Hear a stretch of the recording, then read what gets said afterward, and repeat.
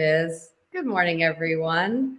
Thanks for being here. My name is Jenny Noonan-Dye. I am one of the hosts of the Mormon News Report podcast, and this is our weekly Come Follow Me virtual lesson. We are streaming right now live on our Facebook page, and this will be broadcast later on our podcast feed. I would like to excuse my regular podcast co-host Brant Malone in Detroit. He's got some family stuff, and we support him in that. And so I am joined by our good friend and also part-time co-host here for our Come Follow Me lessons, Ben Bernard. Good morning. Good morning, everybody. Coming at you live from Sacramento, California. And we're back here for another hour of power for advanced placement church history, as we call it.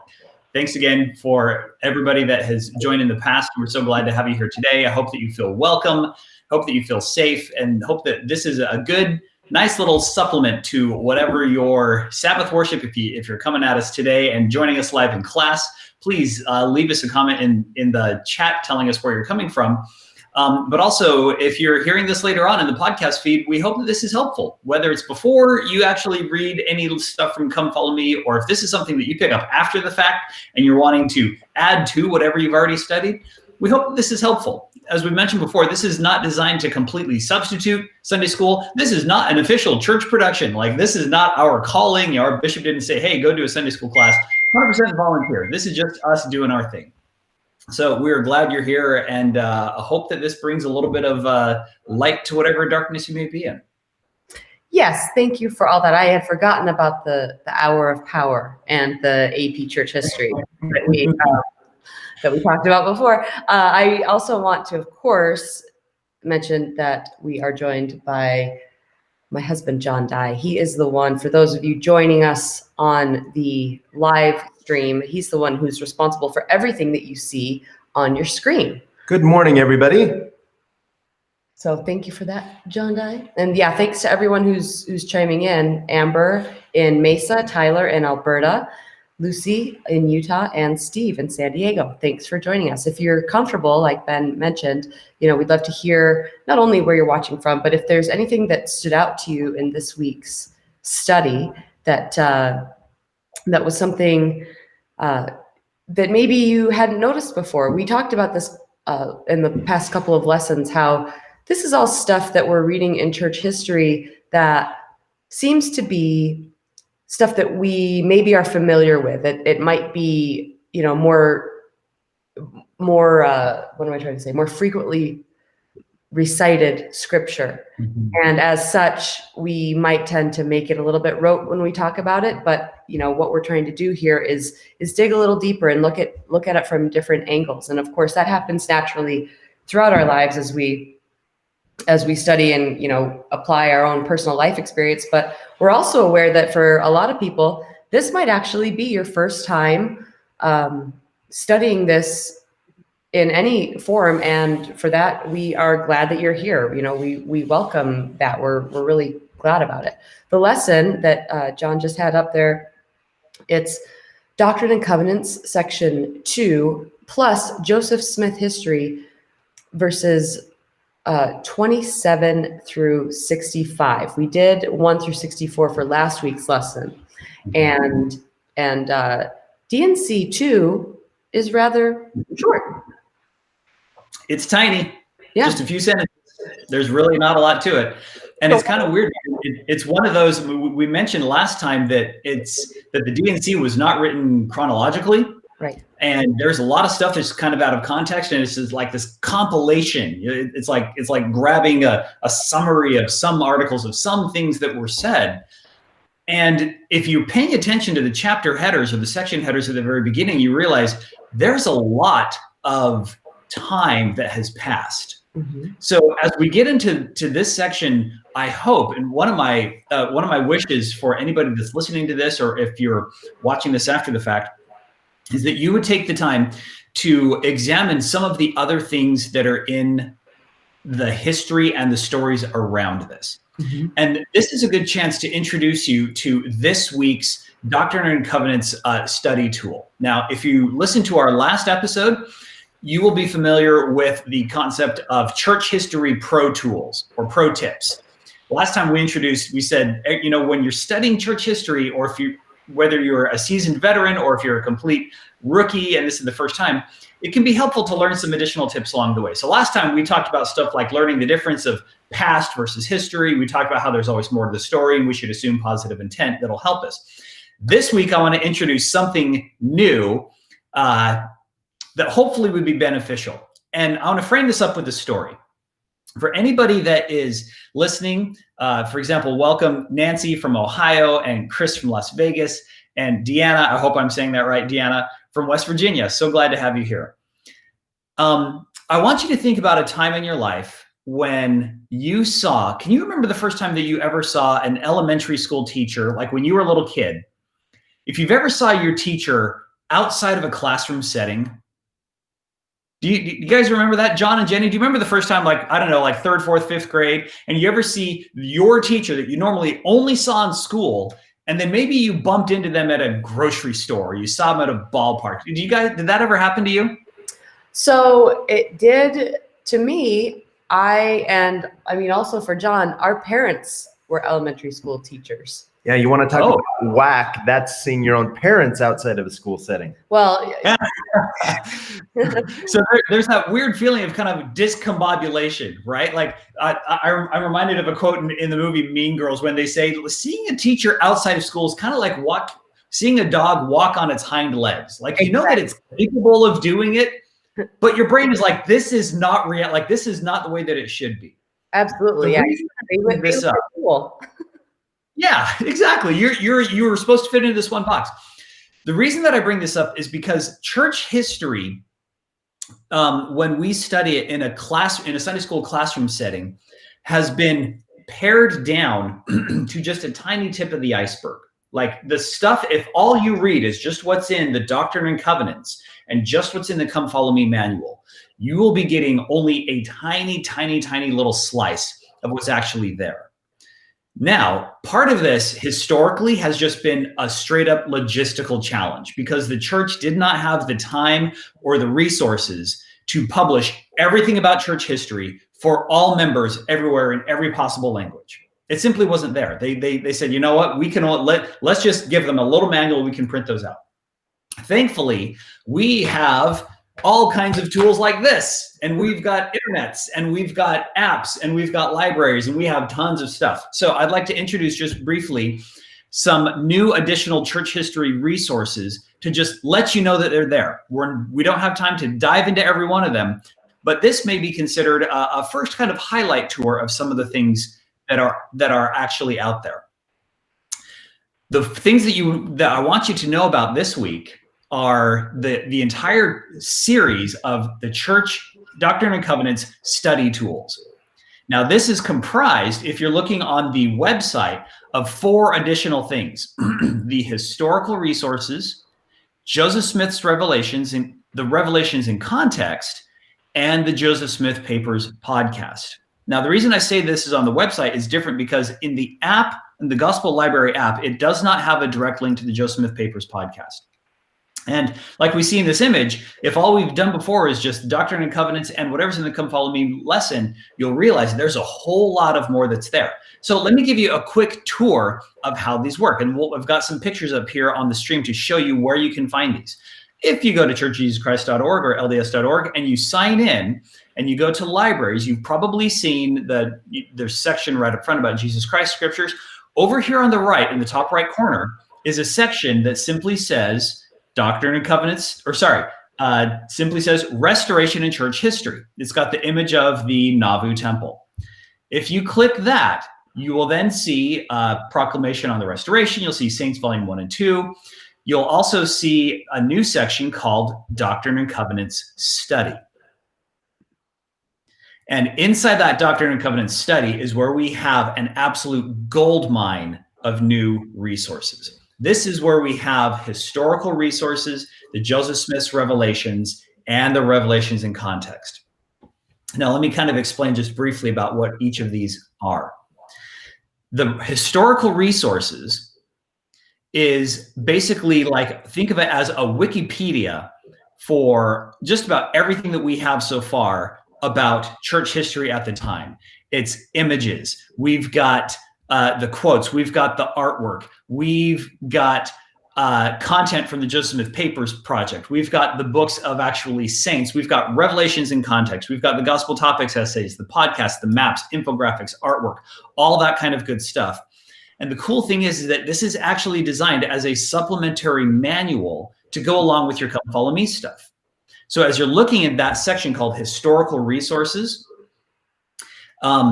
you can actually break it down by section. You say, okay, this week I'm studying D&C section 2. So let me go to historical resources and show me what else have you got that talks about section 2. And it will then fork off and branch into all those different areas. And you just tap, tap, tap, and you can zoom out and then come right back in. Okay. So that's everything about that's a brief introduction to the historical resources. The next one is the section called Joseph Smith's Revelations. Now, Joseph Smith's Revelations is a summary and selections from the Joseph Smith Papers Project. Hey, Ben. Yes. What's the Joseph Smith Papers Project? I'm glad you asked. Once upon a time, some church historians and non-general authority church members decided, do we have any ready access to the actual physical original documents that Joseph Smith wrote, or letters he received, or stuff that was written about him, or things like his journals, or the business records of his brick store in Nauvoo, or letters to his mother? Yeah. All those different things. Basically, all of the actual physical documents themselves. And they said, you know what? Let's make this a thing. So they received a ton of money from some very kind LDS donors. They set up a team of scholars and historians and professionals that said, we're going to do this by the book and keep it as academically sound and intellectually sturdy as we possibly could. And we are going to scan the original manuscripts of all of those documents. We'll categorize them. We'll put them all available online. And we will then use that original source material and then start dovetailing and weaving it into all the other church history information. This is an absolute goldmine. They realized this was going to be a multi-decade project. And once they had all that content and published it, it was going to result in approximately 27 full-size hardback volumes of content. Wow. Now, thankfully, if you're an absolute bibliophile and you really want to have those books on your bookshelf because they're cooler than the work and the glory that some folks have, you can totally get all 27.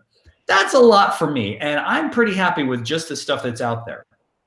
So it's got a little bit of a church history indexing vibe where you can actually go in and see the original things.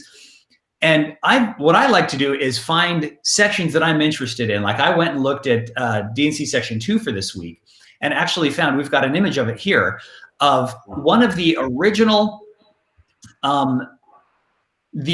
journal entry and the original manuscript of when Joseph Smith and then his scribe wrote down the revelation that came in as D&C section 2. So we can actually see in their own original handwriting and see, wow, this is when they were actually timing, when he was talking about, I will reveal unto you the priesthood by the hand of Elijah. And you can actually see what people were talking about.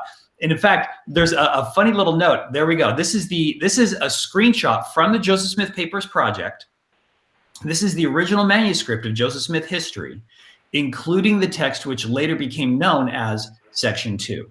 So one of the things that you notice from these original manuscripts is that they were not written in like the modern format. They would have like a huge broadsheet, like 14 by 28 pages long, with no margins, no numbering, and a person would start at the top, and if they had good handwriting, and they would just go, and they would just write as much as they could.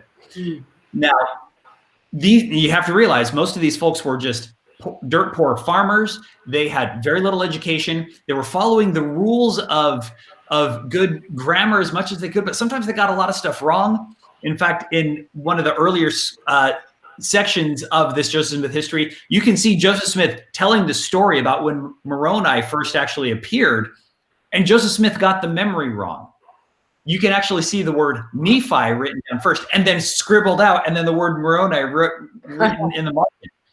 As if Joseph Smith is going like, oh yeah, and then this angel, he came and appeared, and so we were talking about the Nephites, and he said his name was Nephi. No, not Nephi. It was Moroni that came. So I guess the main takeaway for me when I see all of these is it brings up into the forefront a portion of our history that for a long time has been veiled simply by lack of access to all of it. Okay. And in the current generation where we value transparency and authenticity as much as possible, good and bad and all, this allows us to bring out those original source documents to a level of visibility that previous generations of Latter-day Saints simply did not have access to. It is an incredible blessing for us today. Nice. Thank you. I just wanted to bring attention to what that is for people who don't know. So the last two things here in the Doctrine and Covenants study pro tool section that we're talking about, we've mentioned the historical resources. We've mentioned the Joseph Smith's Revelations. The next one is called Revelations in Context. And this is a really cool thing. These are narrative contextual stories of select people and the events surrounding sections of Doctrine and Covenants. Now, if you were to tap on that and actually go into a certain section, you'll see they are not broken down by like section 1, section 2. They're not even broken down chronologically. They're broken down by stories where you can say, let me learn about Martin Harris. And then they go and they tell stories about the background of Martin Harris more than what you've probably heard in just the manual. Same thing for Sidney Rigdon, Emma Smith, the 3 witnesses, Joseph Smith's mother, his sisters, all these other people. The idea is kind of like we mentioned before, let's start filling in all the other pieces of the puzzle, and let's help you understand how these revelations came to be. They didn't simply spring out of nothing, but they actually came as a result of real things that happened to real people.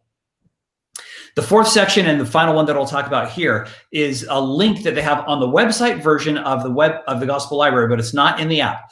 It's a link to the Joseph Smith Papers podcasts.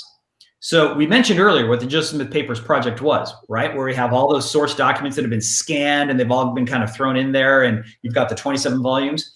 Well, those same historians and professionals who actually put that together have sat down and they do an episodic narrative recounting of certain elements of the Joseph Smith Papers. And it's designed as a podcast series. It's professionally produced. So if you're the kind of a person who likes podcasting, and chances are if you're listening to this now, you would enjoy the Joseph Smith Papers podcast series. And you can go through, and they're broken into bite-sized chunks. Like here's a 7-part series about the First Division. Here's a 7-part series about the translation of the Book of Mormon. Chances are that'd be one of those things that kind of add to it. And the final thing that I'll wrap up here is going back to our church history pro tip number 2 that we shared last week. If you remember, we talked about puzzle pieces and how sometimes our perspective on church history is just a few select puzzle pieces. Pro tip number 2 that we shared before, there is always more to the story. There is always more to the narrative. Every story you read has been selected by a person, and that person had to choose stuff to leave out and stuff to include. And we now have the ability more than ever before to get the rest of those pieces in there, to see, not to belabor the analogy, who lives and who dies and who told the rest of the story. So as we're studying and looking at this, albeit scant section for D&C 2 this week, hopefully those other resources would help fill in the rest of the puzzle for you a little bit. Awesome. Thank you so much for that, Ben. And just a reminder, in case anyone happened to miss that, the podcast series that you're referring to is not available on the app, but is available on the library on laptop or desktop. That's correct. Good. So if you're like, wait, I'm looking at it on my app, where is it? It's not on the app. So that's all very good information. And some more people have joined us. Thank you. Oh, Eileen from Scotland. Good evening. And Annette in California. Hello. Good morning. So, Ben, where would you like that introduction? Well, you know, there are some things that we talked about a little bit before we went live here. You know, we talked a little bit about Doctrine and Covenants section 2 is quite brief. And so the bulk of this lesson, I think, comes from the study of Joseph Smith history, those verses 27 through 65, which is a continuation of last week's lesson. So John just brought it up on the screen. It is, I think the section heading may be longer in length than the actual section itself, which is 3 verses. And in the 3 verses, we see Elijah to reveal the priesthood, and then a phrase that we hear quite often, but I'll just go ahead and read these 3 verses in section 2. Behold, I will reveal unto you the priesthood by the hand of Elijah the prophet, before the coming of the great and dreadful day of the Lord. And he shall plant in the hearts of the children the promises made to the fathers, and the hearts of the children shall turn to their fathers. If it were not so, the whole earth would be utterly wasted at his coming. So as you mentioned, Ben, this, everything that we have here in the scriptures, in this record, is someone's interpretation, someone's choice to put that in. And to have those 3 verses, brief as they are, why do you think that's what was, yes, Tyler, thank you for Number 1, obligatory anarchical reference. Number 1. We're going to see if we can get up into the 5 or 6 by the end of this podcast. We absolutely can. Why do we think that's what was included of all the things that, again, and we could, expand this to everything that we read in scripture. Why did he say that? Yeah. So the context here is really fascinating. You've got Joseph Smith, who was 14. He went in the woods to pray. He was not asking for a vision the first time around. Right. He was he was trying to figure out, am I saved? Am I forgiven for my sins? Because these pastors tell me that I'm not forgiven for my sins. And they tell me that I have to join their congregation, but what should I do? And then the vision happened. Mm-hmm. And then several years go by and it's radio silence. And he says on his own, he was like, I was a teenage kid and I kind of did some stupid stuff. And it's like been 3 or 4 more years. And I'm kind of wondering, am I still good? And so he prayed again one night and oh my gosh, it's happening again, but it's actually in the room where it happened with me. Heyo, that one is for Tyler. And one of the things that stood out to me this time was the fact that Moroni, as far as I can tell in the records, this is the first time that we see in latter days that the concept of the capital P priesthood being introduced to humanity. Now, for people that have grown up in the Church of Jesus Christ of Latter-day Saints, we've probably become so accustomed to the term priesthood or the priesthood or holding the priesthood that we don't really recognize its significance. Now, if you're listening to this, or if you know members that are of a different faith tradition, other people, they use the term priesthood slightly differently.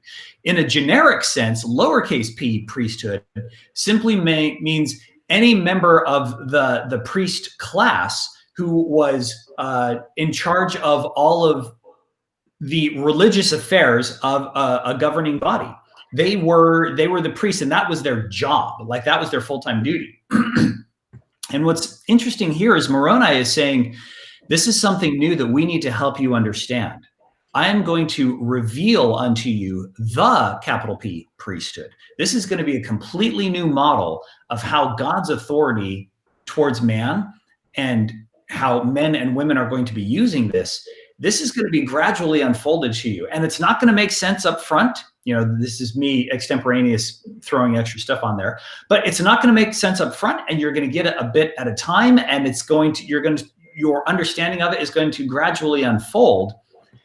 And over a while, you're going to realize just how significant this is. So I think it's wonderful that we can look back and we can, of all the things we can see that happened over time, we can pinpoint this one thing and say, hey, this is the beginning of something new. This is the beginning of connection with ancient prophets. And in section 2, I love this idea where he says he's planting in the hearts of the children the promises made to the fathers. So instantly that begs the question, what are the promises? Like, Right. what is he talking about? Who are the fathers? Why is this getting planted in my heart? Like, are we really following the same analogy of like seeds and they get nourished? And it says, the hearts of the children shall turn to the fathers. I'm reminded in a talk by Truman Madsen, a professor of ancient history at Brigham Young University. He says that there are other versions in other earlier versions of this story where it says that Joseph Smith was struggling with trying to remember the words that Moroni used. In one manuscript, he said, the hearts of the children shall seal to their fathers, like they will be sealed. And in another version, he said, he used the word revealed. And finally, he settled on the word turn. Each of those, I think, presents this idea, and the underlying theme is the same. And the theme for me is we have to realize we're in this together. That the purpose of humanity, the purpose of coming to this planet is not a solitary get everything I can from me experience. And it's not even it's not even the bucket list Latter-day Saintisms of, oh, I did my family history or I did the baptism, so they're done. It's got to be more than that. It's got to be something greater that connects us to other people further back, or else what's the point? Yeah, absolutely. I love that because it speaks to the idea of not just humanity, but humanity and where we individually came from and how we're linked that way. That what we are doing, our own progression is a continuation of, all that came before, and that we're basically laying the groundwork for those who come after us as well. And I mean, that is a great responsibility. I think it is easy to become overwhelmed with that idea because it's so much. Have you ever had a time when you're doing family history and it just felt like you were trying to eat the whole whale all at once? Yeah. And we were talking about this earlier. I think I may have mentioned this before. When we talk about this, the promise, the hearts of the children turning to the fathers, it is often referred to in reference to family history work, which we know and have been told that it's important that we do that we search out our ancestry for a variety of reasons. And I remember years ago, as a young mom, hearing this message, it seemed like constantly about the importance of family history work, which at the time for me meant, going to the family history library and looking up names and recording them and double checking them with the records that are on government files versus what I've got. From the comfort of your own computer? Sorry, I know, I'm bad. But that, it was pretty involved. And I, to be honest with you, felt a lot of guilt. Like, okay, there's no way that I can fulfill this responsibility as I understand it, as it's being explained to me. Because if you don't do it and that link in the chain is broken, well, that's on you. Right, exactly. So, and at the time I was a visiting teacher. Ask your parents what that is. I was a visiting teacher to a woman who was retired and very involved, not only in temple work, but in family history. It was her passion. And I remember expressing that to her, like, well, I don't know. And she, without hesitation, there was no sort of like, oh yeah, you really should be doing it. She was like, Jenny, you are doing it. Look at, you're surrounded by little kids. You are establishing your family history in a different way. And I was very, very appreciative of that. That's because, right now we've got excellent resources in family search, and there are ways to do it from home that a lot of people love doing. I know that a lot of youth groups have had challenges to, whether it's a number of names or tracing one name or whatever the case may be. It's pretty user friendly. I know it's been a great experience for a lot of people to kind of link generations for maybe older generations who have the information but don't understand the technology, and then the flip side of that with the younger generations who find it pretty easy and even enjoyable to do. And so that's a huge blessing, I think. I want to share here Tyler's comment. He says, the phrase heartstrings of the fathers has always confused me. My own conclusion has been that you're reaching out to those before us and those after us so we can all be united in Christ. Is that accurate? I think so. I think that is exactly it. Yeah, no, I think you're right on. You're right on, Tyler. You know, when they talk about the spirit of Elijah, sometimes we can have a tendency to make it sound as if the spirit of Elijah equals God tipping the scales of human behavior more towards genealogy than they normally would have done on their own proclivity. Well, like I've heard Latter-day Saints that have said, well, you know, these people are getting really excited about Ancestry.com because the spirit of Elijah is working their heart and God is nudging them towards family history. And I hear that, and there's something that kind of rubbed me the wrong way. I was like, is that how agency works? Like, is that what God's going to do? Is he going to come down and is he going to nudge us towards these things? And before you know it, people are signing up for myfamilytree.com accounts and everybody's finding themselves on Ancestry. And I'm not so sure about that. I could be wrong. And for some people, maybe. Yeah. But for everybody, I don't know. Yeah. At the very least, what it does mean to me is we have the ability to understand where we came from, who we're connected to, what promises were made to them, and how does that promise apply to me? And maybe that promise doesn't, or do I have like a brand new promise that starts with me and then goes afterward? Because we have to realize more than ever before, we have first generation members of our church that have never done family history. They don't have any Latter-day Saint heritage coming back to them. Joseph Smith himself was a convert, right? Like he didn't have any family history going to this. Was all totally brand new to him. So I think the whole general idea is, it seems as if God is trying to say, look, I had relationships on a spiritual level with your parents and your grandparents, and God was there and he established these covenants for them once upon a time. And it helped those people in a lot of ways, and he gave direction to them. But it didn't stop there. And we can find new connections with God today. And maybe the connection that we have with God today is going to be different than the way that my parents did. And that's okay. Maybe the connection that I have with God today is going to have some similar qualities to how my parents did. That's okay as well. But the point is, we're supposed to get connected together.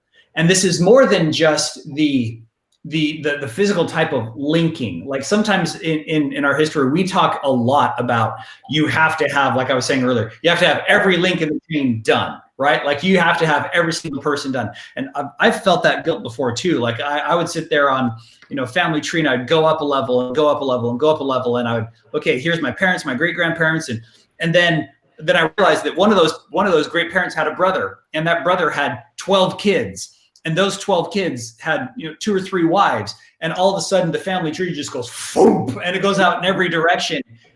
And I just felt like I'm done. Like I can't do this. I have to save all of these people. And that was kind of a lot.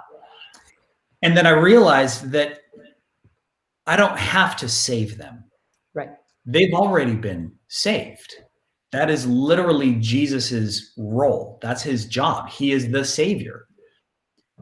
I'd like to believe that in the grand unfolding of how things will happen at the end of this world, anybody whose family history wasn't done is still going to be okay. That God in his mercy is going to realize that us silly little humans are not going to find every piece of history and every historical document that's going to link every single member of humanity. And we won't let something as silly as the lack of a historical record preclude a person from entering into a celestial rest. But at the same time, it does benefit me greatly if I can establish my own personal chain to that person in the past. That maybe it's not just about whether that box was checked on a temple card, that they got all the ordinances done. But it's whether about I have a voluntary connection with the people who came before me and the lessons that I can learn from them. Several years ago, I was able to take my family to visit the Netherlands for the first time. And that's where my ancestry on my father's side comes from. And it would have been one thing to visit a country as a tourist and say, this is a cool place. But it was something else entirely to walk down a street that now had modern houses on it. But to look at a piece of paper in my hand and say, you know, kids, and I showed it to I said, this is 500 years ago, some old Bernard's man lived and walked in this area. We're going to go find, there's a church that's still standing where that person was baptized. And we found the little baptistry. Like this is a Dutch Protestant baptistry, this old little tiny niche. Walking there felt like I was stepping back in time somehow. And it helped me feel a greater connection to humanity than I normally would have found just by looking at it on paper. Now, we're not saying that everybody has to go travel. We're not saying that everybody has to have an experience like that. Maybe the underlying theme for all of this is finding connection in whatever meaningful way that you can. Finding a link, finding a thread that interweaves your hearts with the rest of our brothers and sisters, because that's why we're here, right? Right, absolutely. And you know, I agree with you that I don't think it's God's intention that we feel overwhelmed or overburdened with this task. I really like what President Oakes shared years ago. He said, in the work of redeeming the dead, there are many tasks to be performed. Our effort is not to compel everyone to do everything, but to encourage everyone to do something. And that something might be entering names and dates. It might be, as was given here, that I guess there's a call on justserve.org to take photographs of gravestones in the community, because that can help with solidifying information for those who are doing this. You know, maybe that's your jam. Maybe you live near when they reopen a temple, and that's the part that you can do. But all of it, I think, is I think it's interesting that, you know, that in section 2, what it says is, and he shall plant in the hearts of the children. You know, what does it mean to plant? I might even say seeds in a garden you will never see. Hey, yo, if you're down to reference, that was 3. Yep. Because legacy is part of this. I want to go to what is covered in Joseph Smith history 27 through 65. When we studied the first part, 1 through 64, we hear about Joseph and a lot about his experiences, his family experiences before him, his experience with the first vision. And then we get into this kind of, you know, starting in verse 27, he says, I continued to pursue my common vocations in life until, wait, which day is it?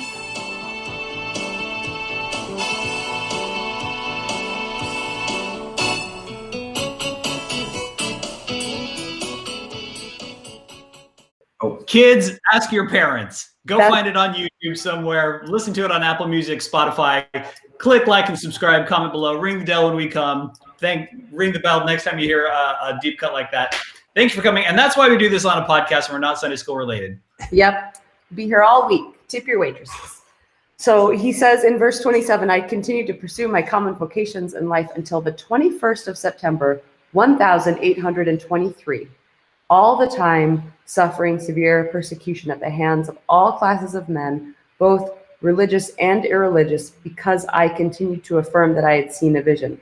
So, like you mentioned before, Ben, he's like, so I went through all these years of my life, still not denying the fact that I had seen this vision. People are still giving me a hard time about it. And he talks about, he kind of, you know, just revisits it and talks about, you know, on that night in verse 29, in consequence of these things. In verse 28, he talks about just being a guy, right? Being a kid, being a young dude. The weaknesses of youth, right? Foibles of human nature. Yeah. You know, guys being dudes. Right. I mean, we talk all the time about this idea of kind of deifying our leaders. And this right here is, he's like, guys, I was an idiot kid. He says, I was left to all kinds of temptations and mingling with all kinds of society. I frequently fell into many foolish errors and displayed the weakness of youth and the foibles of human nature, which, I'm sorry to say, led me into diverse temptations, offensive in the sight of God. And he says, I was guilty of levity. And I looked up levity. I mean, I know what it is, but just there's a definition that I thought was just, it was like rude and irreverent and disrespectful humor. Right? Can you imagine? Do we realize what he's saying here? Like, this is like the equivalent of Russell M. Nelson standing up in general conference, or in this case, giving an interview to like CNN and saying, yeah, when I was a teenager, I told dirty jokes. Yeah, right. I mean, it's like, yeah, and he, what does he say? Sometimes associated with jovial company, etc., not consistent with that character which ought to be maintained by one who is called of God as I had been. But this will not seem very strange to anyone who recollects my youth and is acquainted with my native cheery temperament. So he's like, hey, I'm a guy, I like to have fun. By the way, I misread that as cheesy. Native cheesy temperament. Okay. Hey, could be. I think that is a wonderful thing to keep in mind. One of the unfortunate tendencies that is part of our culture is pedestal hero worship of leaders, both past and present. Mm-hmm. And sometimes being reminded of their humanity and taking them off that pedestal, not as an act of disrespect and not as an act of saying they're any less of a prophet because they're also human, but simply saying, guys, they're like us. Mm-hmm. You know, one thing that is interesting about this section, this week's Come Follow Me lesson, is that it covers an 8-year time span of Joseph's life. It goes from when he was 14 till he was 22. And you guys realize what happened at that time? He met a girl, he fell in love. He was from a dirt poor farmer family. She was wealthy. Her parents absolutely didn't think that he was worth her time, and they eloped. Mm-hmm. I mean, they ran off. And so now we come back to him. And so next week, when we talk Come Follow Me, next week on the 23rd, we're going to have a married guy who's translated the Book of Mormon. So many things have changed, and he's still human amongst all of this. God was able to find that very human person and still find a way to work with them. Yeah, sorry, I was just distracted by something. Okay. So, yeah, absolutely. And that's a lot. And I think, you know, as you talked about like the pedestal kind of hero worship that we can be guilty of culturally, is also, and we've talked about this a lot, is the reticence to repent. Somewhere along the line, the idea of confessing our sins, of approaching God, of actually partaking in the process of the atonement appropriately has become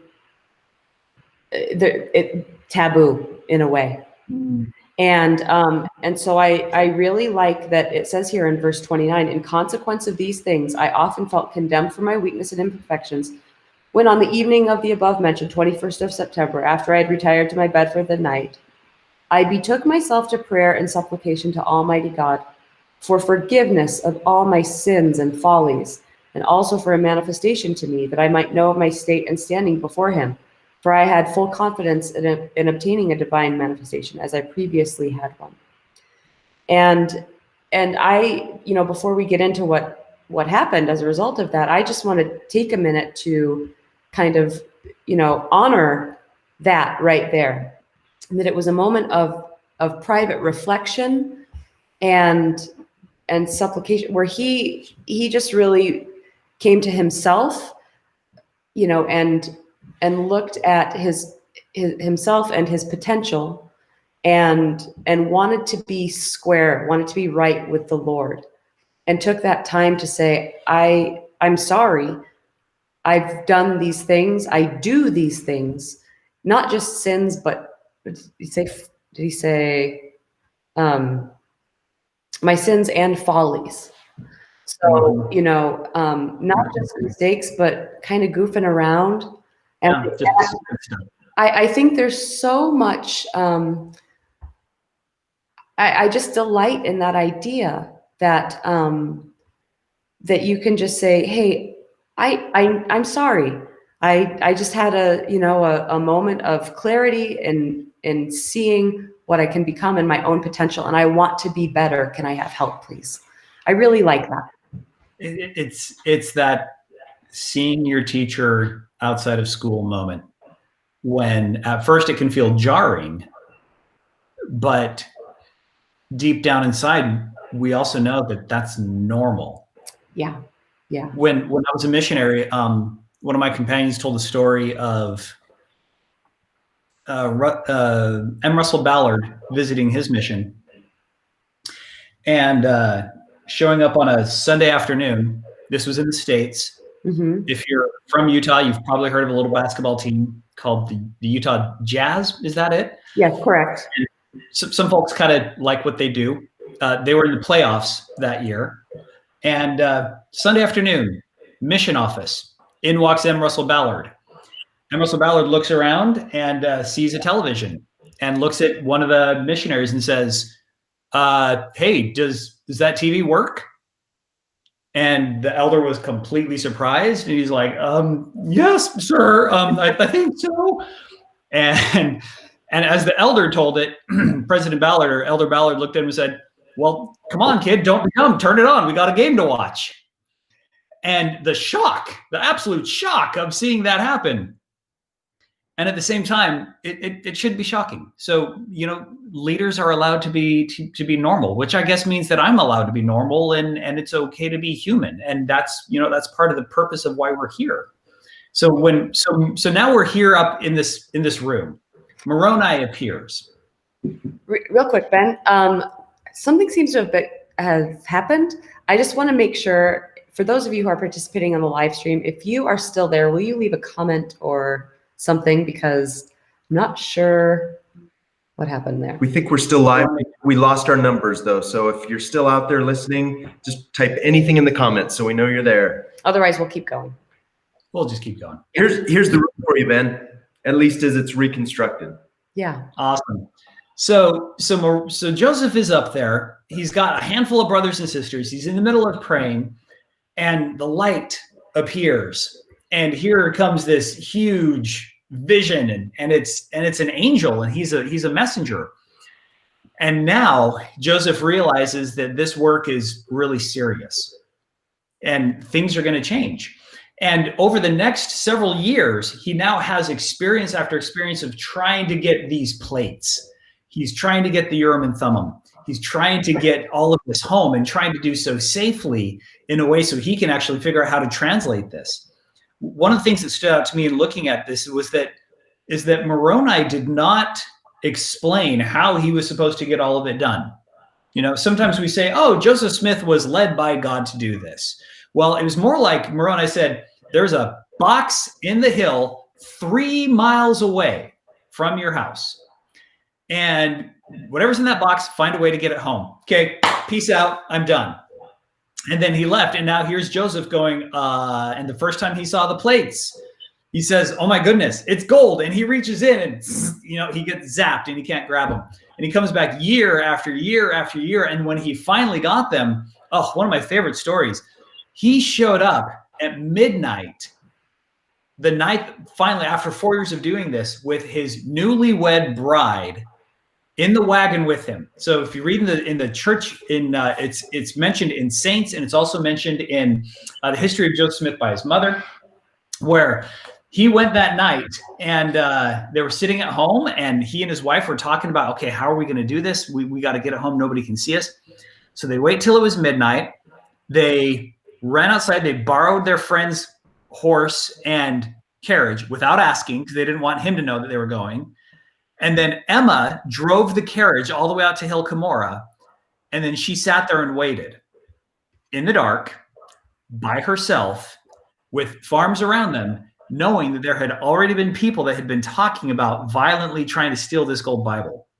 I mean, absolutely just astounds me, the courage that she had to support her husband. But thankfully, he was able to do it. And if you've ever been to the Church History Library in Salt Lake City, you've seen the replica they have of the gold plates, where they actually took metal. It's not real gold, of course, but they took metal of approximately the same size and the same rings, and you lift it up and you realize they think it weighed approximately, we'll say 70 pounds. So now Joseph is coming back and he's got this big old bag, and he now has to find a way to get it home. But thankfully, if you see the rest of the story, home, he did make it. Translation did happen through phenomenal powers, many of which actually were kind of folk magic-y. Like they were this unusual, staring at a rock in a hat. But hey, that's what he was familiar with, and that's what worked for him. So he was able to make it work. And now we have, because of that, we've got the Book of Mormon, and his role as a prophet was able to continue. I will just mention really quickly that next week's lesson is called My Work Shall Go Forth. It's Doctrine and Covenants, section 3 through 5, which I know, since both of you served missions, at least some of that. But Ben, is there anything else that you would like to say to just kind of wrap this up? I'm going to wrap it up today.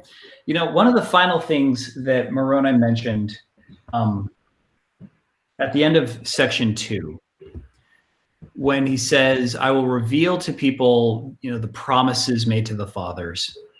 And we talked about the promises and how things would get planted in our hearts. The final thing that stood out to me is at the end of verse 3. And I'll just go ahead and read it. He says, the hearts of the children shall turn to the fathers. And here it goes. If it were not so, the whole earth would be utterly wasted at his coming. Now, when I first read that as a teen, I would think of it in terms of like when you're playing video games and you're trying to pull off a stunt or a heist or something like that, and you crash and you die and your guy's like totally wasted. Like I thought that that's what it meant. I thought that when he says the whole earth would be totally wasted. I thought it meant that was like God saying, hey, if you don't have family history done by the time I get back, y'all are in serious trouble and y'all are going to burn. Like we're just going to, like punishment. I think my thinking has shifted, and I look at it now differently.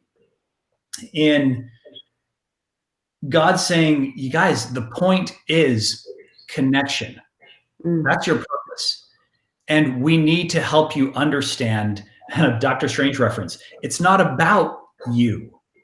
It's about everybody else that you're connected to. And if all we do is come here on this earth and grab as much as we can for ourselves and leave everybody else behind, then life was a waste, because Prince and Pauper go into the exact same box at the end of the game, and there's no point in being the richest man in the graveyard. And if the only thing that we have left behind us is regret and bank accounts and properties for somebody else after us, then we really missed out on the purpose of having a human body. So thankfully, the perspective that I think God gives us is that there is so much more outside my own life. There is so much more outside my own career, my hobbies, my interests, that for better or for worse, I am interwoven with the people around me. I am one single tiny thread in a tapestry of humanity that has existed for tens of thousands of years. And hopefully, if we get it right, will continue to exist for thousands of years afterward. And therefore, it is incumbent to me to make sure that my thread is strong, that it is high quality, that it is tightly knit with the people around me, that I'm not just going to take my piece and yank it out and go, but I can find a way to link arms with everybody else. And let's make my little tiny corner of that tapestry a work of art, because I can see just a tiny little piece, and then God is there on the other side of the tapestry trying to direct, say, nope, go here, go there, go up, go down. Okay, go over here, get the brown one, get the yellow one, get the red. Okay, that's the way that you're supposed to do it. And if we can do it right, it will look beautiful. And if we don't, then man, what a waste. So I think that one hit me. Beautiful, Ben. Thank you very much. I like that a lot, because I feel like that's it's just I think a more in-line way of how our heavenly parents would have us think, as opposed to doom and gloom, but to see ourselves, see each other in the roles we all have. So thank you very much for that. I really appreciate all the thought and preparation that you've put in, Ben, John, that you have done, all the work. Really so grateful for everyone who has joined us. Anyway, thank you so much. Again, next week, which will be the 24th of January, same time, and we'll see you then. Thank you so much. Have a great week. Please be safe this week, and we'll talk to you soon. Excellent. Thanks, everybody. Thank you. There it is.